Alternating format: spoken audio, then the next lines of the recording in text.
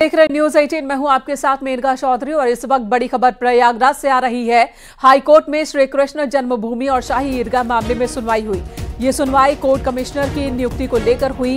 दोनों पक्षों के बहस के बाद कोर्ट ने फैसला सुरक्षित रख लिया है। सुनवाई के दौरान मुस्लिम पक्ष ने कोर्ट कमिश्नर की नियुक्ति को लेकर आपत्ति जताई, जिसके बाद हिंदू पक्ष ने जल्द से जल्द कोर्ट कमिश्नर की नियुक्ति की मांग की है। हिंदू पक्ष के अधिवक्ताओं ने दलील दी कि वादित परिसर में हिंदुओं के प्रतीक चिन्ह है, जिन्हें नष्ट करने की कोशिश हो रही है। प्रतीक चिन्ह नष्ट होने पर अस्तित्व खत्म हो जाएगा। विवादित परिसर का फोटोग्राफी और वीडियोग्राफी जल्द से जल्द कराए जाने की मांग हिंदू पक्ष की ओर से की गई है। वहीं जस्टिस मयंक कुमार जैन के सिंगल बेंच में सुनवाई हुई, जिन्होंने फिलहाल फैसला सुरक्षित रख लिया है।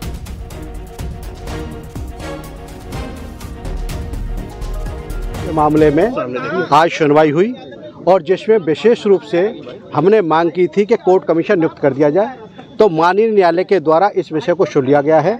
और हमने विशेष मांग की थी कि एक रिटायर्ड जस्टिस हो रहे और उसमें 2 अधिवक्ता रहें जो कोर्ट कमीशन में रहेंगे। ये माननीय न्यायालय से अनुरोध किया था और माननीय न्यायालय ने सभी को सुना है, लेकिन प्रतिवादीगण का ये कहना है कि उनके एक अधिवक्ता नहीं है आज उपस्थित और दूसरा 16 तारीख सुप्रीम कोर्ट में लगी है, तो जब तक के लिए इस मामले को पोस्टपोन कर दिया जाए। लेकिन कोर्ट ने इस पर कहा कि ये नहीं चलेगा और माननीय न्यायालय ने सभी पक्षों को सुना है और सुनने के बाद हमारा विशेष रूप से अनुरोध ये था कि बहुत ही, क्योंकि इमरजेंसी है, वहाँ के जो प्रतीक है हिंदू प्रतीक उन्हें मिटाने का प्रयास किया जा रहा है और जब हिंदू प्रतीक मिट जाएंगे तो उसका अस्तित्व ही खत्म हो जाएगा। तो हमने माननीय न्यायालय से अनुरोध किया था कि वहाँ तुरंत वहाँ पर कोर्ट कमीशन नियुक्त किया जाए। तो कोर्ट कमीशन नियुक्ति को लेकर के माननीय न्यायालय ने ऑर्डर हमको सुन लिया है और सुनने के बाद ऑर्डर को रिजर्व कर लिया है। आज बड़ी खुशी का दिन है कि माननीय न्यायालय ने सभी तथ्य सुन लिए हैं। अब बहुत अच्छा निर्णय आने वाला है।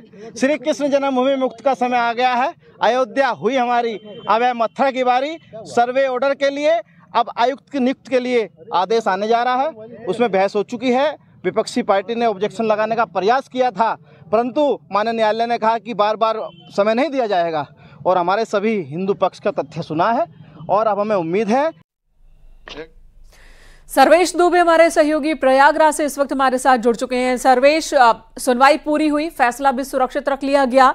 दोनों ही पक्षों की तरफ से क्या उम्मीद जताई जा रही है? की तर्ज पर मथुरा से जुड़े सभी 18 अर्जियों पर इलाहाबाद हाईकोर्ट में सुनवाई हो रही है। आज जिस अर्जी पर सुनवाई होनी थी उसमें 14 दिसंबर को इलाहाबाद हाईकोर्ट ने जो कोर्ट कमीशन नियुक्त कर विवादित परिसर का सर्वे कराए जाने को मंजूरी दे दी थी, उसी पर आज थी और कोर्ट को यह तय करना था कि कोर्ट कमीशन में कौन कौन रहेगा। आज मामले की सुनवाई करीब 1 घंटे तक जस्टिस मयंक कुमार जैन के सिंगल बेंच में हुई है। हिंदू पक्ष ने अपनी दलीलें पेश की हैं और कहा है कि 2 इसमें वकीलों को जो कि सक्षम हो, कॉम्पिटेंट हो, उनको रखा जाए। इसके अलावा एक पूर्व न्यायिक अधिकारी की भी मांग की गई है कि जो कोर्ट कमीशन में रहे और वहां पर जाकर वीडियोग्राफी, फोटोग्राफी करें और उसके बाद रिपोर्ट कोर्ट में दाखिल की जाए। हालांकि मुस्लिम पक्ष ने इसका विरोध किया है। मुस्लिम पक्ष ने 2 दलीलें दी थी। एक, उन्होंने ये कहा था कि उनके पक्ष के एक अधिवक्ता आज कोर्ट में मौजूद नहीं है, इसलिए सुनवाई टाली जाए। दूसरी दलील उन्होंने दी है कि जो मामले का ट्रायल इलाहाबाद हाईकोर्ट में हो रहा है, इसको लेकर एसएलपी दाखिल की गई है और इसके साथ साथ कोर्ट कमीशन को लेकर भी एक मामला सुप्रीम कोर्ट में लंबित है। दोनों की सुनवाई 16 जनवरी को सुप्रीम कोर्ट में होनी है। उसके बाद इस मामले को सुनवाई का अनुरोध किया था, लेकिन कोर्ट ने दोनों पक्षों को सुनने के बाद कोर्ट ने ये भी कहा कि बार बार सुनवाई टाली नहीं जा सकती, इसलिए कोर्ट ने दोनों पक्षों को सुना। करीब 1 घंटे की सुनवाई के बाद कोर्ट ने जजमेंट रिजर्व कर लिया है। हिंदू पक्ष के अधिवक्ताओं के मुताबिक 1-2 दिन में इस मामले का फैसला आ सकता है। इसके साथ ही साथ इंतजार है दोनों पक्षों का इस फैसले का। धन्यवाद आपको इस वक्त पूरी जानकारी देने के लिए सर्वेश। खबर कन्नौज से, जहां आज पुलिस एनकाउंटर में घायल एक बदमाश की मौत हो गई, जबकि दूसरा जख्मी है। इस एनकाउंटर में 2 सिपाही भी जख्मी हुए हैं। आपको बता दें, शुक्रवार को सराफा व्यापारी से बदमाशों ने लूट की वारदात को अंजाम दिया था। इस केस को सुलझाने में 5 टीम लगी हुई थी, लिहाजा आज पुलिस की शातिरों से मुठभेड़ हुई। इसी दौरान बदमाशों ने 250 ग्राम सोना, 500 ग्राम चांदी और 4,30,000 रुपए नगद उनसे बरामद किए गए। गुरसहायगंज कोतवाली क्षेत्र के बाईपास इलाके में यह एनकाउंटर हुआ।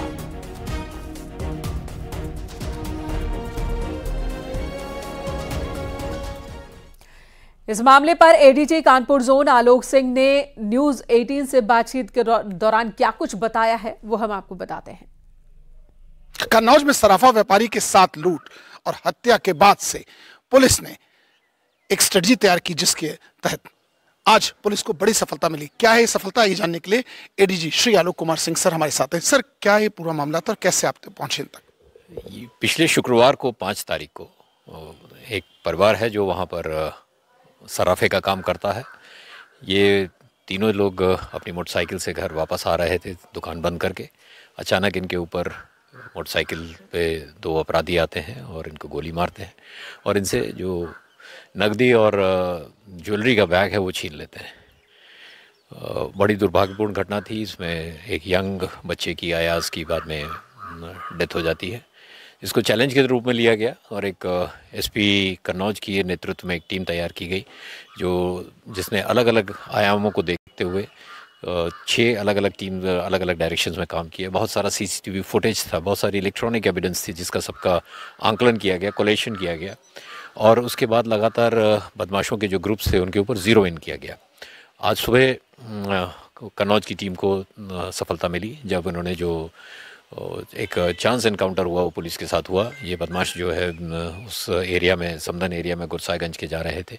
पुलिस के साथ इनका चांस एनकाउंटर हुआ। पुलिस ने आत्मरक्षार्थ गोली चलाई जिसमें मुझे पता चला है कि बाद में जो एक शातिर अपराधी था वहाँ का वो इसमें मारा गया। और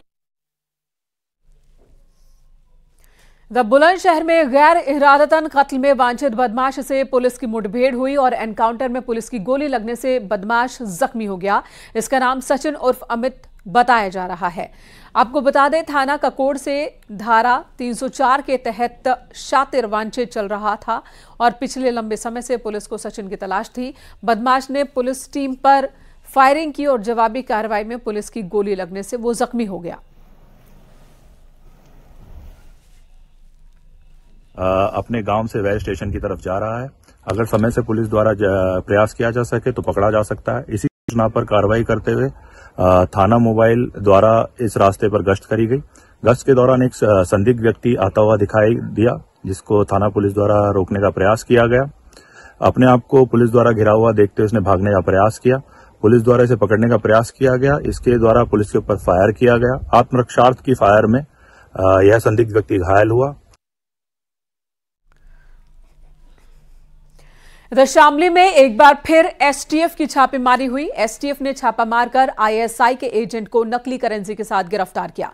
एसटीएफ की 5 सदस्यीय टीम को मुखबिर की सूचना पर गढ़ी सखावत के पास से मोटा उर्फ तहसीम को गिरफ्तार किया गया, जिसके कब्जे से संदिग्ध सामान बरामद हुए। तहसीम के खिलाफ पहले भी 2 केस दर्ज हैं। पुलिस को पिछले काफी वक्त से इसकी तलाश थी। आरोपी तहसीम आतंकी कलीम का भाई है।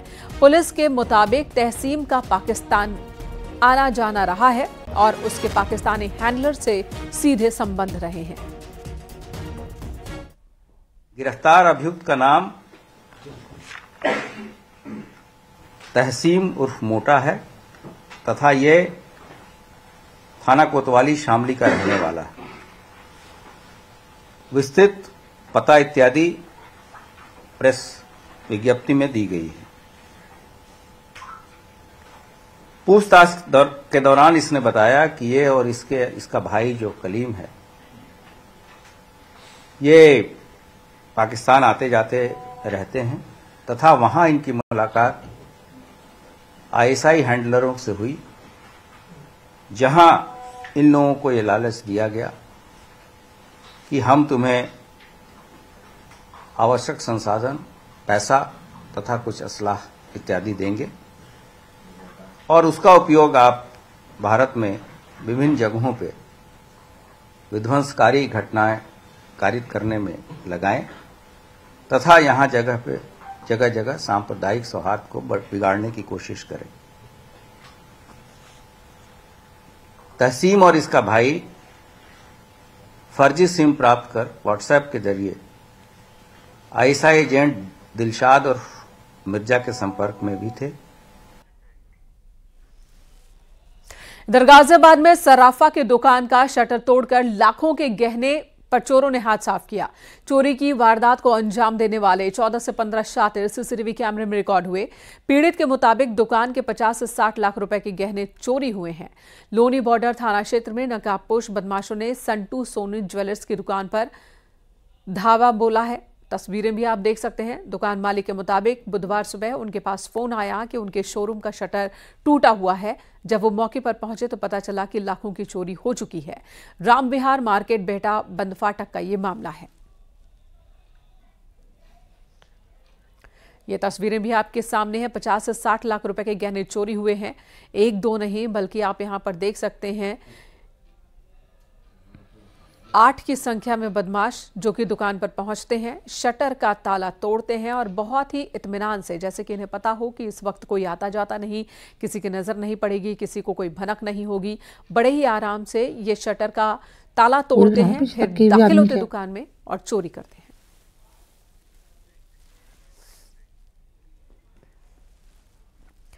इधर सोनभद्र में पुलिस ने एक गांजा तस्कर को गिरफ्तार किया। आरोपी के पास से 144 किलो गांजा बरामद हुआ। बरामद किए गए गांजे की कीमत करीब 15 लाख रुपए बताई जा रही है। कबाड़ में छिपाकर गांजे की खेप को उड़ीसा से प्रयागराज ले जाया जा रहा था। गांजे को 4 बोरियों में कबाड़ के बीच छिपा कर रखा गया था। मामला शाहगंज थाना क्षेत्र के बनौरा गांव का है।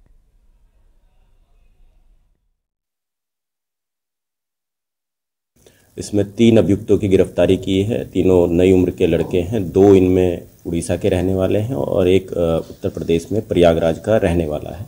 इनके पास से एक डीसीएम में लोहे के कबाड़ के सामान के साथ में 144 किलो गांजा पुलिस को बरामद हुआ है। जो गाड़ी थी, गाड़ी में कबाड़ और मशीनें, स्क्रैप इत्यादि ले जाने की बिल्टी कागजात इन्होंने बना रखे थे जो गाजियाबाद में सप्लाई करना था। उसी की आड़ में इन्होंने इसमें गांजा छुपा रखा था जो इनको प्रयागराज में सप्लाई देना था। इसमें 3 अभियुक्त गिरफ्तार हुए हैं।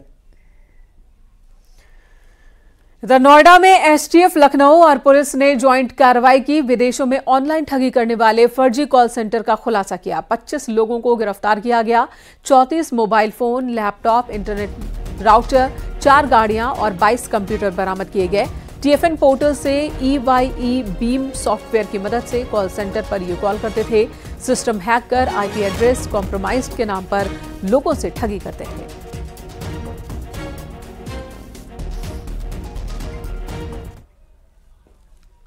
इधर कौशाम्बी में गन पॉइंट पर लड़की के अपहरण का मामला सामने आया। परिवार इस वक्त गांव के ही एक शख्स पर अपने साथियों के साथ मिलकर वारदात को अंजाम देने का आरोप लगा रहा है। परिवार ने थाने पहुंचकर शिकायत की। पुलिस ने केस दर्ज कर आरोपियों की तलाश शुरू कर दी है। घटना सैनी कोतवाली इलाके के सिराथू कस्बे की है।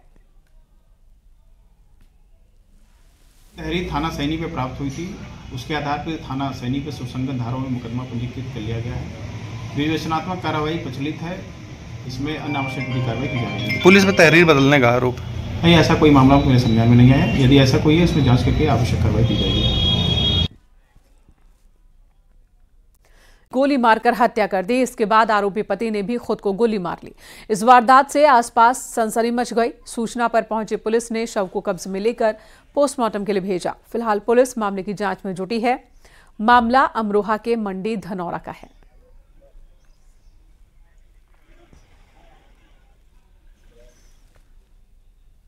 अगले सिद्धार्थनगर से जहां शोहरतगढ़ थाना क्षेत्र में ज्वेलर्स की दुकान में चोरी हुई। शटर का ताला तोड़कर 9 किलो चांदी और 15 क्विंटल की तिजोरी चोर अपने साथ ले गए। महला चौराहे स्थित हरिशंकर एंड संजय ज्वेलर्स की दुकान में चोरों ने चोरी की है।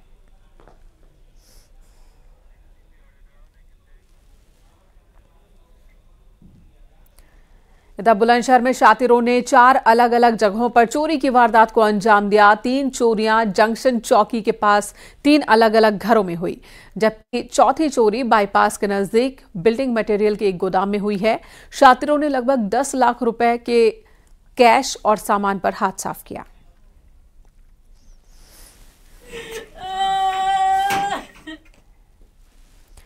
इधर कौशाम्बी में पुरानी रंजिश के चलते एक युवक पर धारदार हथियार से जानलेवा हमला हुआ। पुलिस ने हमलावरों के खिलाफ केस दर्ज कर जांच शुरू कर दी है। घटना पिपरी थाना क्षेत्र के फतेहपुर सहावपुर गांव की है। सीओ ने बताया कि जिस शख्स पर हमला किया गया उसका नाम हनुमान सिंह पटेल है। पिपरी में ग्राम फतेहपुर सहावपुर में शाम को करीब 7 बजे हनुमान सिंह पटेल को पवन सिंह ने धारदार हथियार से गले पे गंभीर चोटें पहुंचाई, जिसको तत्काल इलाज हेतु सीएससी ले जाया गया। सीएससी से उन्हें मंझनपुर रिफर किया गया। मंझनपुर से उन्हें एसआरएन प्रयागराज रिफर कर दिया गया है और अभी स्थिति सामान्य है, ठीक बनी हुई है। साथ में सब इंस्पेक्टर भी लगाए गए हैं और उसके संबंध में मुकदमा पंजीकृत कर लिया गया है। इसमें इस घटना में जो अन्य लोग भी इन्वॉल्व होंगे सभी के खिलाफ कड़ी से कड़ी कार्रवाई की जाएगी। अगली खबर गोंडा से, जहां शहरी इलाके के इमामबाड़ा मोहल्ले के पास गुरु तालाब से अवैध कब्जे हटा दिया गया। डीएम के निर्देश पर सिटी मजिस्ट्रेट ने यह कार्रवाई की है। 12 अवैध कब्जेदारों के अवैध निर्माण पर बुलडोजर चला। अवैध अतिक्रमण कर बनाए गए मकानों को ध्वस्त किया गया। भारी फोर्स नगर पालिका और राजस्व की टीम के साथ ही नगर मजिस्ट्रेट ने अवैध निर्माण ध्वस्त किया। नगर मजिस्ट्रेट के मुताबिक अवैध कब्जेदारों को नोटिस दिया गया था और लगातार चेतावनी के बाद भी वो कब्जा नहीं हटा रहे थे। डीएम के निर्देश पर बुलडोजर कार्रवाई की गई। इमामबाड़े के पास में नजुल का तालाब है, इसका नंबर 1063 और 1072 है। इस पे 12 लोगों ने अवैध कब्जा करके अपना निर्माण किया है। इनको काफ़ी समय पहले से इनको नोटिस वगैरह के नोटिस दिए जा रहे हैं। अनाउंसमेंट भी कई बार कराए गए, नोटिस भी कई बार हुए हैं इनको।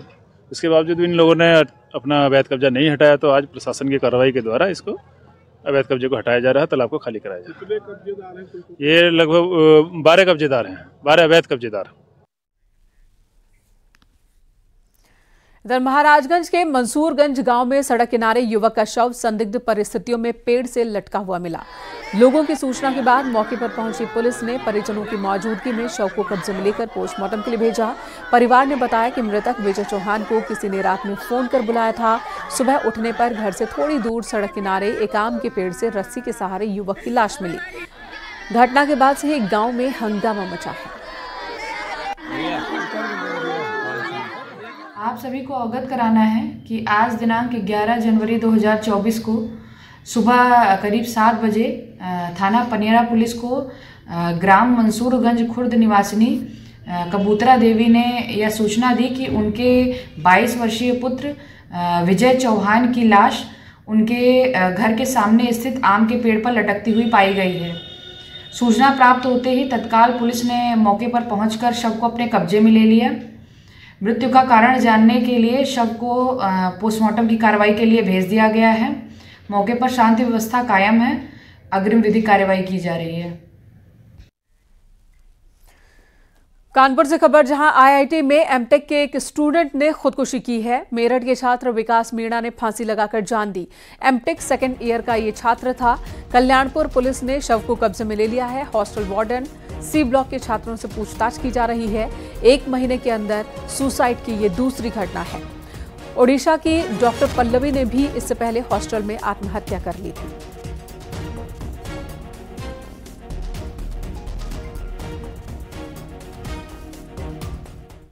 दी गई कि वहां पढ़ने वाले एक एमटेक के छात्र जिनका नाम विकास कुमार मीणा है, उनके द्वारा आत्महत्या कर लिया गया है। इस सूचना पर तत्काल ही स्थानीय पुलिस मौके पर पहुंच गई है। साथ ही साथ जो फील्ड यूनिट की टीम है पुलिस की, वह उनके द्वारा भी घटनास्थल का निरीक्षण कर लिया गया है। इसके साथ ही इस घटना की सूचना मृतक के परिजन को दे दी गई है एवं जो शव है उसको पोस्टमार्टम हेतु मोर्चरी में रख दिया गया है। बड़ी खबर ग्रेटर नोएडा से, जहां पर स्क्रैप माफिया रविकाना को झटका लगा है। अदालत ने अग्रिम जमानत याचिका खारिज कर दी है। फरार चल रहा इस वक्त स्क्रैप माफिया रविकाना, जिस पर गैंगरेप का भी आरोप है। रविकाना जो इस वक्त फरार चल रहा है, उसकी अग्रिम जमानत याचिका जो उसके वकीलों ने दाखिल की थी, उसे अदालत ने खारिज कर दिया है।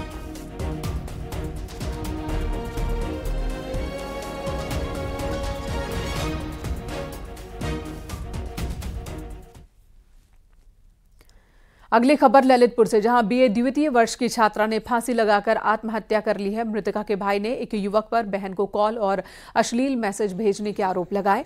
घटना की सूचना मिलने के बाद पुलिस मौके पर पहुंची। मृतका थाना जखौरा के घिसौली गांव की रहने वाली है। 1 हफ्ते पहले ही मृतक मालती शहर के नई बस्ती में एक किराए के कमरे में रहने के लिए आई थी। मृतका के भाई ने बताया कि उसकी बहन को 1 महीने से एक लड़का परेशान कर रहा था। लखीमपुर खीरी में शराब के नशे में यूपी पुलिस ने 2 सिपाहियों ने जमकर हंगामा किया है। यूपी पुलिस के दुकानदारों और सड़क पर आने जाने वाले लोगों से अभद्रता की सिपाहियों के कारनामे का वीडियो अब वायरल हो रहा है। सदर कोतवाली के नौरंगाबाद चौराहे का ये वीडियो बताया जा रहा है।